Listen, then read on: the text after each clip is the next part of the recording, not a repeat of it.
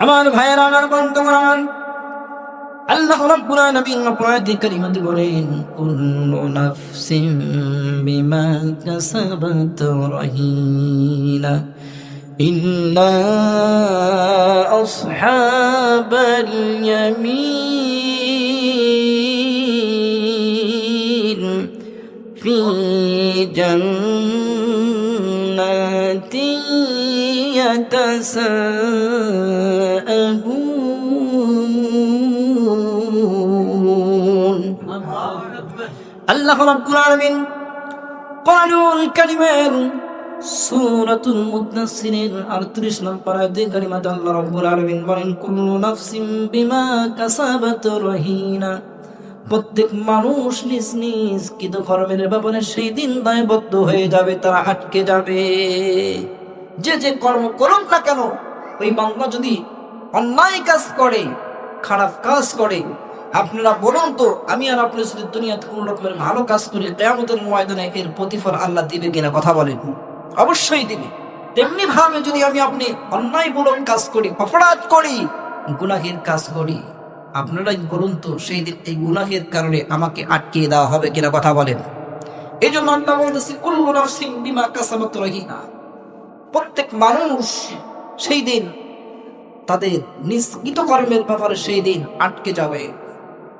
তবে আল্লাহ বলতেছেন, ইল্লা আসহাবাল ইয়ামিন, সেই সমস্ত মানুষ ব্যতীত যারা ডানপন্থী ছিল। কোন পন্থী ছিল? ডানপন্থী। আমার ভাইয়েরা, আমার বন্ধুগণ, আমার ডানপন্থী বলতে বোঝায় যে সমস্ত মানুষগুলো কোরআনের পক্ষে ছিল, যে মানুষগুলো কোরআন পড়েছে, কোরআন মেনেছে, কোরআন অনুযায়ী জীবনকে পরিচালনা করেছে, যেই মানুষগুলো রাসূলের দেখানো পথ অনুযায়ী তারা চলছে, রাসূলের আদর্শ যারা মেনে নিয়েছেন, সেই সমস্ত মানুষ ব্যতীত আর এই সমস্ত ডানপন্থী মানুষগুলো কোন জায়গায় থাকবে? আল্লাহ বলেন, ফি জান্নাতিন ইয়াতাসাআলুন। সেই মানুষগুলো জান্নাতের মধ্যে থাকবে। একটু জবান খুলে বলা যাবে কি সুবহানাল্লাহ? ওই মানুষগুলো, পৃথিবীতে যে মানুষগুলো কোরআনের পক্ষে ছিল, পৃথিবীতে যে মানুষগুলো রাসূলের আদর্শ অনুযায়ী জীবনকে পরিচালনা করেছে, ওই মানুষগুলো হলো ডানপন্থী। আর ওই মানুষগুলো জান্নাতে যাবে। আল্লাহ বলেন, ইয়াতাসাআলুন। আর ওই মানুষগুলো, জান্নাতের মানুষগুলো, তারা জান্নাতের মধ্যে একে অপরের সাথে কথা বলবে। সবাই বলেন সুবহানাল্লাহ। আমার ভাইয়েরা, আমার বন্ধুরা, দুনিয়াতে যে মানুষগুলোর সাথে আমরা একসাথে ব্যবসা বাণিজ্য করেছি, ধরে নেন একসাথে চাকরি করেছি, একসাথে মাঠে ঘাটে কাজ করেছি, এই মানুষগুলোর মধ্যেই অনেক মানুষ এই জাহান্নামের মধ্যে জ্বলবে। কথা বলেন। আবার এই মানুষগুলো জান্নাতের মধ্যে থাকবে। এক পর্যায়ে যে মানুষগুলো জাহান্নামী হয়ে যাবে, জাহান্নামী মানুষগুলোকে ওই জান্নাতি মানুষগুলো দেখবে। দেখার পরে বলবে, আনিল মুজরিমিন। যে মানুষগুলো জাহান্নামে রয়েছে, ওই মানুষগুলো অবশ্যই অপরাধী। কথা বলেন ঠিক কিনা? ওই অপরাধী মানুষগুলো সেই দিন আল্লাহ রাব্বুল আলামিন যে মানুষগুলোকে জান্নাতে দিয়েছিলেন, ওই জান্নাতি মানুষগুলো অপরাধী মানুষগুলোকে দেখার পর বলবে, কি কারণে আজ তারা অপরাধ করেছে, কি অপরাধের কারণে আজ তারা জাহান্নামের সাকারের মধ্যে জ্বলছে। এই কথা বলার সঙ্গে সঙ্গে তারা বলবে, মা সালাকাকুম ফি সাকার। কি অপরাধ করেছে, কি গুনাহ করেছে, যেই গুনাহের কারণে আজ তারা জাহান্নামের সাকারের আগুনের মধ্যে জ্বলছে।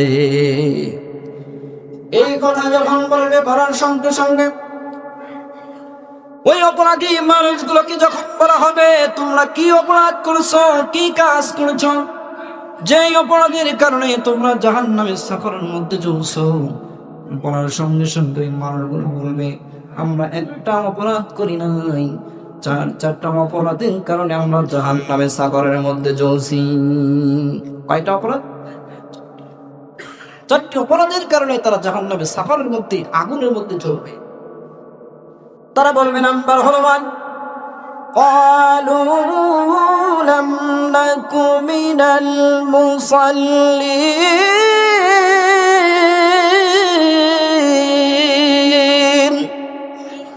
এক নাম্বার হলো, ওই জাহান্নামী মানুষগুলো বলবে, আমরা 3-4টা অপরাধ করেছি, 4টা অপরাধের কারণে জাহান্নামের সাগরের মধ্যে জ্বলছি।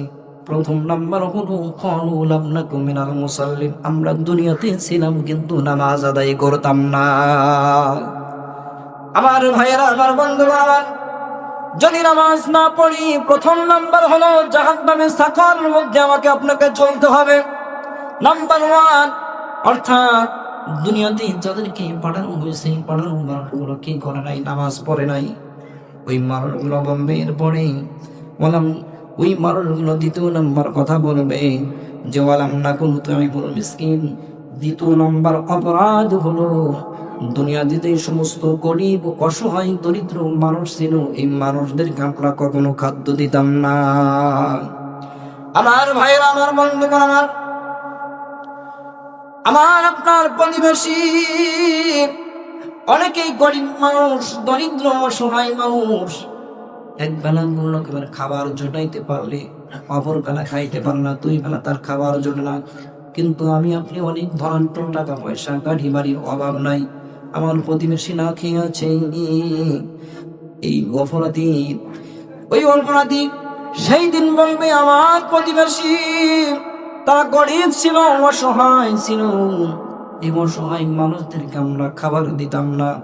এখন ভালো করে বুঝবেন মুসলমান, যে দ্বিতীয় নাম্বার অপরাধ সেই দিন তারা স্বীকার করবে দুনিয়ার আমাদেরকে পাঠাইছিলেন, অর্থ দিয়েছিলেন, টাকা পয়সা, গাড়ি বাড়ির অভাব ছিল না, কিন্তু আমার প্রতিবেশী না খেয়েছিল, ওই প্রতিবেশীর কখনো খোঁজ খবর রাখতাম না। এরকম মানুষ আছে না নাই? কথা বলেন। টাকা পয়সার অভাব নাই, গাড়ি বাড়ির অভাব নাই, কিন্তু প্রতিবেশী না খেয়ে আছে, অনাহারে আছে, তার দিকে কখনো আমরা খেয়াল করি না। এরকম মানুষ আছে না নাই? কথা বলেন। আমার ভাইয়েরা, আমার বন্ধুরা, আর তৃতীয় নাম্বার অপরাধ সেই দিন বলবে ওয়াকুন্না নাখুদু মাআল খায়িদিন। জাহান্নামী মানুষগুলো বলবে আমরা দ্বিতীয় অপরাধ করেছিলাম, সমালোচকদের সাথে থেকে অন্য মানুষের সমালোচনা করেছি। এমন একটা কাজ, যে কাজটা করতে কোনো রকমের টাকা পয়সা লাগে না। কথা বলেন ঠিক কিনা? কয়েকজন মানুষ একত্রিত থাকলে, একসাথে থাকলে যত রকমের বিপদ আছে, সমালোচনা আছে, এরকম সমালোচনা করি আমরা। কথা বলেন ঠিক কিনা? এই অপরাধের কারণে কাল কঠিন কিয়ামতের ময়দানে জাহান্নামে সাফারের মধ্যে থাকতে হবে। এরপরে ওই মানুষগুলো বলবে ওয়াকুন্না নুকাযযিবু বিয়াউমিদ্দিন, তারা বলবে চতুর্থ নম্বর অপরাধ আমরা করেছিলাম, অর্থাৎ কিয়ামত দিবসকে, প্রতিফল দিবসকে আমরা অস্বীকার করেছিলাম। আমার ভাইয়েরা, আমার বন্ধুরা, আমার যদি আমরা নামাজ না আদায় করি, নামাজ না পড়ার কারণে যে শাস্তি আল্লাহ রাব্বুল আলামিন বান্দাদের জন্য দিবেন, তার মধ্যে দুনিয়াতে 6টি দেওয়া হবে। এই 6টির প্রথম নাম্বার হলো বেনামাজের জীবনের হায়াত কমে যাবে। কি কমে যাবে? হায়াত কমে যাবে। যদি নামাজ না আদায় করি, নামাজে যদি অলসতা করি, আমার আপনার যতদিন আল্লাহ হায়াত দিয়েছে, আমার আপনার জীবন থেকে হায়াত কমে যাবে। আমার ভাইয়ের, আমার বন্ধুগণ, দ্বিতীয় নাম্বার হলো যে ব্যক্তি নামাজ পড়বে না, নামাজ অলসতা করবে, আল্লাহর নবী বলেন তার জীবনে কোন রকমের বরকত থাকবে না। সে যত ইনকাম করুক না কেন, ওই ইনকামের মধ্যে কোন রকমের বরকত থাকবে না। তৃতীয় নাম্বার হলো নামাজ না পড়ার কারণে 3 নাম্বার কারণ হলো তার চেহারার মধ্যে নূরান্বিত চেহারা, বা তার চেহারার মধ্যে সৌন্দর্য, এই সৌন্দর্য আল্লাহ কেড়ে নিবে। আমার ভাইয়েরা, আমার বন্ধুরা, চতুর্থ নাম্বার হলো তার নেক আমলের কোনো প্রতিদান দেওয়া হবে না। পঞ্চম নাম্বার হলো ওর জীবনে যত দোয়াই করুক না কেন, তার দোয়া কবুল হবে না। 6 নাম্বার হলো ওই বান্দা যদি অন্য কোনো নেককার বান্দা দ্বারা, বুজুর্গ বান্দা দ্বারা যদি তার জন্য কোনো দোয়া করে, সেই দোয়া কোনো সফল হবে না, কোনো লাভ হবে না, দোয়া কবুল হবে না। আর 3টি শাস্তি দেওয়া হবে ওই বান্দার মৃত্যুর পূর্বে। 1 নাম্বার হলো বান্দা যখন দুনিয়া থেকে মারা যাবে, যেই দিন ইন্তেকাল করবে, ওই বান্দা লাঞ্ছিত হয়ে, অপমানিত হয়ে বেজ্জতের সাথে দুনিয়া থেকে বিদায় নিবে। আমার ভাইয়েরা, আমার বন্ধুরা, তাহলে দুনিয়া থেকে চলে যাওয়ার পূর্বে মুহূর্তে বান্দা যখন মারা যাবে ব্যক্তির সাথে মারা যাবে। 2 নাম্বার হলো ওই বান্দা যখন মারা যাবে অত্যন্ত ক্ষুধার্ত অবস্থায় মারা যাবে। 3 নাম্বার হলো অতি তীব্র মাত্রায় পিপাসিত অবস্থায় মারা যাবে। হাদিসের মধ্যে আসছে ওই বান্দা যখন মারা যাবে, মারা যাওয়ার সময় এমন পিপাসার্ত হবে, এমন পিপাসা তার লাগবে, দুনিয়াতে যত রকমের সাগর মহাসাগর সমুদ্র যত পানি থাক না কেন, সমস্ত পানি তার যদি মৃত্যুর সময় দেওয়া হয়, এরপর এই বাংলার সমস্ত সমুদ্রের পানি পান করার পরে তার তৃষ্ণা নিবারণ হবে না। তাহলে 6 আর 3 কয়টা গেল? কথা বলে 6টা আর 3টা 9টা। এইবার শুন, 3টা শাস্তি না করার কারণে দেওয়া হবে বান্দার কবরের মধ্যে। 1 নাম্বার হলো বান্দার কবরের জীবনটা অত্যন্ত সংকীর্ণ করে দিবে, এমন সংকীর্ণ হয়ে যাবে নামাজ না পড়ার কারণে। কবর তাকে এমন ভাবে 3 মাস থেকে চাপ দিবে, চাপ দেওয়ার কারণে এক পাশের হাড়গুলো আর এক পাশের হাড়ের মধ্যে, পাঁজরের মধ্যে ঢুকে যাবে। আল্লাহর নবী বলেন ওই বান্দাটা তার কবর এতটাই সংকীর্ণ হয়ে যাবে। 2 নাম্বার হলো তার কবরের মধ্যে আগুন জ্বালিয়ে দেওয়া হবে।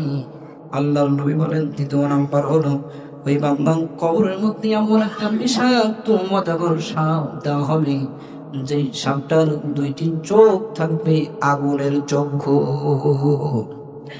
আগুনের চোখ থাকবে। ওই সাপের আঙ্গুল হবে, আঙ্গুলগুলো হবে লোহার।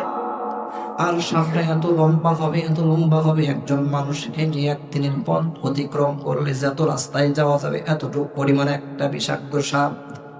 ওই সাপটার এমন বিকট আওয়াজ হবে, বজ্রধ্বনির মতো আওয়াজ।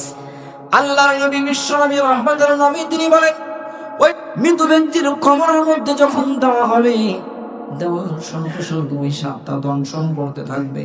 ওই সাপটা দংশন করবে। যেই বান্দাটা ফজরের নামাজ আদায় করে নাই, ওই বান্দাকে দংশন করবে সূর্য উদয় হওয়া পর্যন্ত।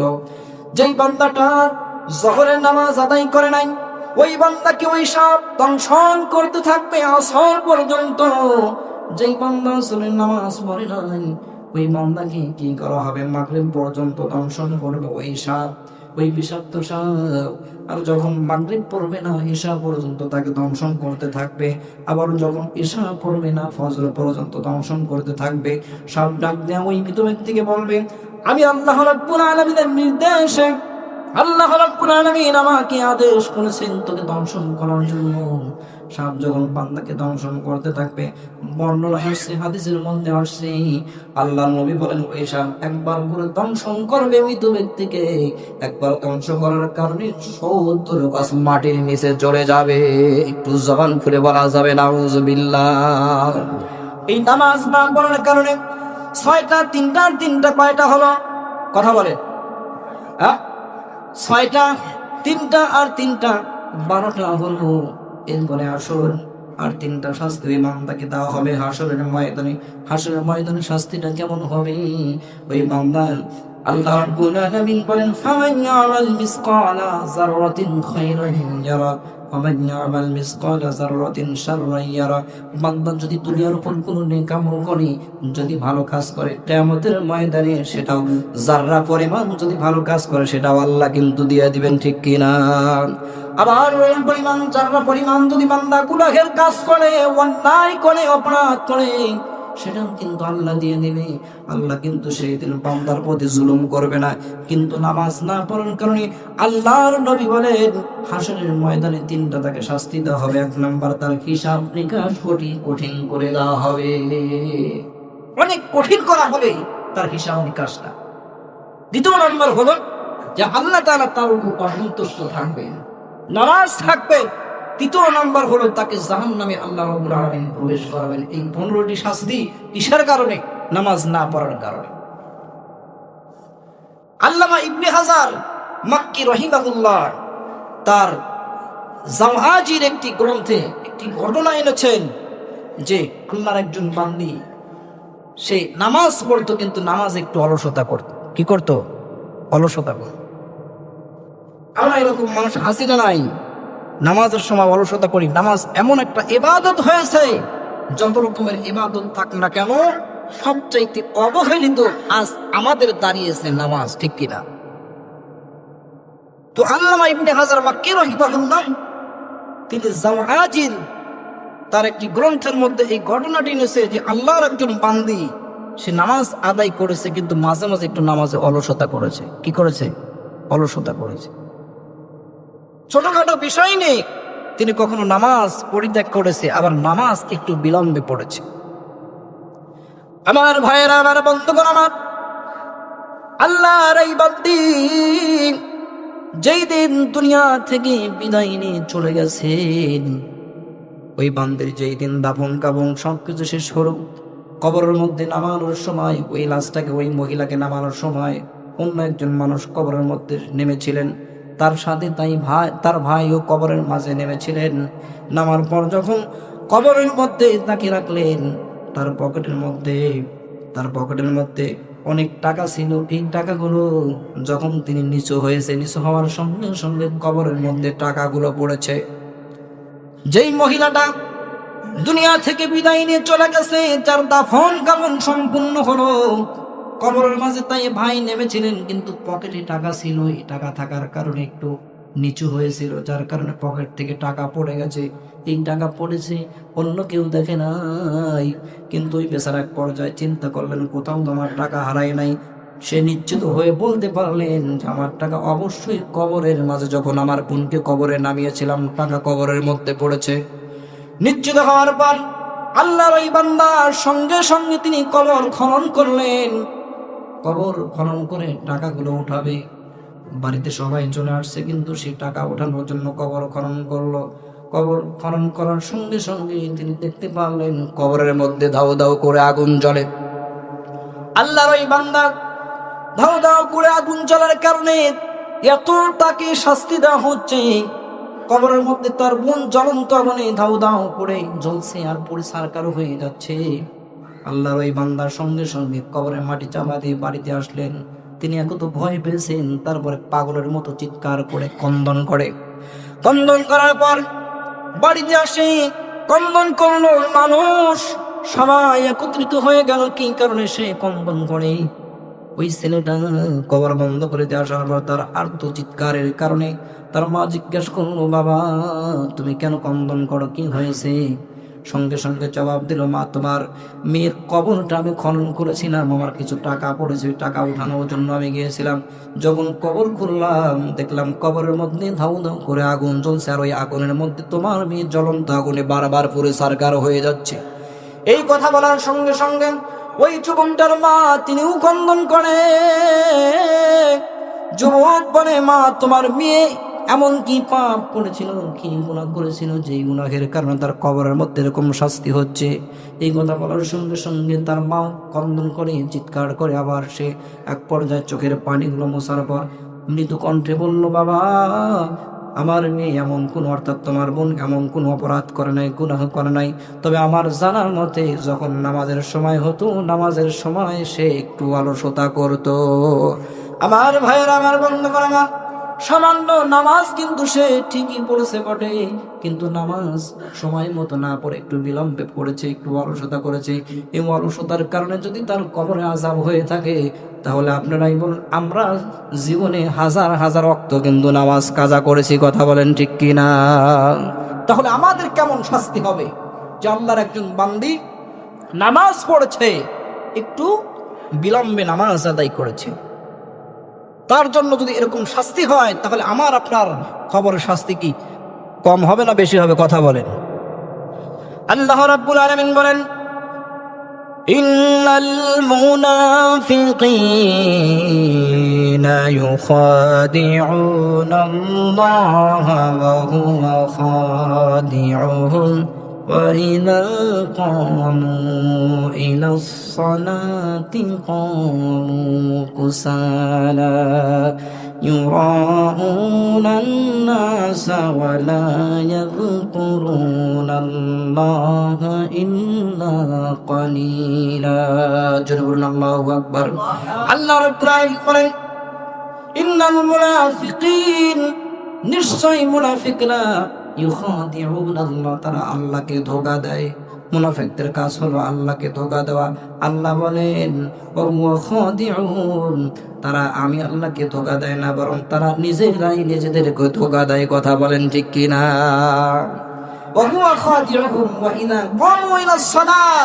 আল্লাহ বলেন যখন মুনাফিকেরা নামাজে দাঁড়ায় তখন তারা শৈথিল্যতার সাথে, তারা অলসতার সাথে নামাজে দাঁড়ায়। আর তারা যখন নামাজ পড়ে, যখন তারা ইবাদত করে, ইউরাউনান নাস, তারা মানুষকে দেখানোর জন্য ইবাদত করে। কথা বলেন ঠিক কিনা? মুনাফিকরা দেখবেন তাদের কথার সাথে কাজের কোনো মিল নাই। কি নাই? মিল নাই। এরকম অনেক মানুষ আছে, আপনি যতই ইসলামের কাজ করেন না কেন, যতই দিনের কাজ করেন না কেন, আপনার ভিতরে যদি মুনাফিকি থাকে, আপনার ইবাদত আল্লাহর দরবারে কবুল হবে না। কেননা ইসলামের যতটা ক্ষতি করেছে মুনাফিকরা, আর এই মুনাফিকরা কিন্তু মুসলমানদের মধ্যে হয়ে থাকে। ঠিক কিনা? কাফেরদের মধ্যে কিন্তু মুনাফিক হয় না, মুনাফিক হয় মুসলমানদের মধ্যেই। কারণ তাদের মুখে এক কথা, অন্তরে আর এক কথা। আসলে না এই কথা বলেন আমার ভাইয়ের, আমার বন্ধুগণ, আমার কিছু কথা না বললেই নয়। আমরা ইমাম, মুয়াজ্জিন বা খতিব যারা আছি, আপনাদের কাছে আমার প্রশ্ন হলো যে আমরা যে ইমাম, শুধু এখানে যারা আছি এক দলের মানুষ আছে না বিভিন্ন দলের মানুষ আছে? কথা বলতে হবে কিন্তু। এক দলের মানুষ না বিভিন্ন ধরনের মানুষ? এখানে আওয়ামী লীগ আছে, বিএনপি আছে, জামাত আছে, খেলাফত আছে, বিভিন্ন দলের লোক কিন্তু থাকে। একজন ইমাম সে হবে নেতা। একজন ইমামকে যদি আপনি গোলাম মনে করেন, তাহলে আপনি নামাজ পড়তে পড়তে আপনার কপালটা কালো করে ফেলবেন, আপনার নামাজ কবুল হবে না। কথা বলে ঠিক কি? এই জন্য মুসলমান নামে কিছু মুনাফিক আছে যারা চাপিয়ে দেয় ইমাম সাহেবদেরকে, যে ইমাম সাহেবরা বিএনপি করে। এরকম আছে না? এই কথা বলেন। ইমাম সে নেতা, ইমাম সর্বদলীয় লোকের ইমাম। কথা বলেন ঠিক কিনা? আপনি কোন দলের উপর চাপিয়ে দিবেন যে হুজুর আওয়ামী লীগ করে, হুজুর বিএনপি করে। এরকম মুনাফিক কিন্তু অনেক ছিল ইতিপূর্বে, যারা ছিলেন মুনাফিক, কিন্তু এরকম মুনাফিক মার্কা মুসলমান আছে না? এই কথা বলেন। এই জন্য একটা জিনিস চিন্তা করতে হবে যে ইমাম সাহেব, মুয়াজ্জিন সাহেব, খতিব সাহেব, এদেরকে নিয়ে টানাটানি করার কিছু নাই। এখানে একজন ইমাম সাহেবকে যখন নিয়োগ দেওয়া হয়, আপনারাই বলুন শুধু বিএনপির লোক নিয়োগ দিয়েছে না সর্বদলীয় লোকে? সর্বদলীয় লোক কিন্তু একজন ইমামকে সিলেক্ট করে। এখন আপনি টানাটানি করবেন যে ইমাম সাহেব সে বিএনপি করে। হুজুর আপনি কোন দল করেন? একজন আমাকে প্রশ্ন করেছিল, হুজুর আপনি কোন দল করেন? বলেছিলাম দল হলো কোরআনের ভাষায় আল্লাহর কথা অনুযায়ী দল হলো দুইটা, হিজবুল্লাহ আর হিজবুশ শয়তান। একটা হলো আল্লাহর দল, আর একটা হলো শয়তানের দল। তবে পৃথিবীতে আল্লাহ কোরআন নাযিল করেছেন, ইনিল হুকমু ইল্লা লিল্লাহ, হুকুম যার আইন চলবে তার। কথা বলেন ঠিক কিনা? মুনাফিকি করা এরকম একটা উদাহরণ দিলেই বুঝবেন যে যখন আমরা কোনো একটা ফুলের বাগান, যখন তৈরি করি, সেই ফুলের বাগান তৈরি করতে হলে কিন্তু অনেক কিছু লাগে। ওই ফুলের বাগান পরিচর্যা করতে হলে, ফুলকে সুন্দর করতে হলে অনেক মেহনত করতে হয়। কথা বলেন। কিন্তু ওই মেহনত করতে হয়, একটা ফুলের বাগানের মধ্যে যদি একটু গরু বা একটি ছাগল যদি প্রবেশ করে, ওই বাগানটা কিন্তু মুহূর্তের মধ্যে নষ্ট হয়ে যাবে। কথা বলেন ঠিক। কিন্তু একটা ফুলের বাগান নষ্ট করার জন্য হাজারো হুকুম বেচার দরকার নাই। মুনাফিক মার্কা মুসলমান যদি একজন থাকে, ওই বাগান নষ্ট করতে সময় লাগবে না। কথা বলেন ঠিক কিনা? বড় দুঃখের সাথে বলতে চাই, ইমামতি দিয়েছি, আপনারা আমাকে চয়েস করে নিয়েছেন, কিন্তু আমার কানে আসলো বারবার কথা, হুজুর বিএনপি করে। এরকম কথা কানে আসছে। আসলে বিএনপির লোক নিয়েছেন না সর্বদলীয় লোকেরা আমাকে সিলেক্ট করেছেন? কথা বলেন।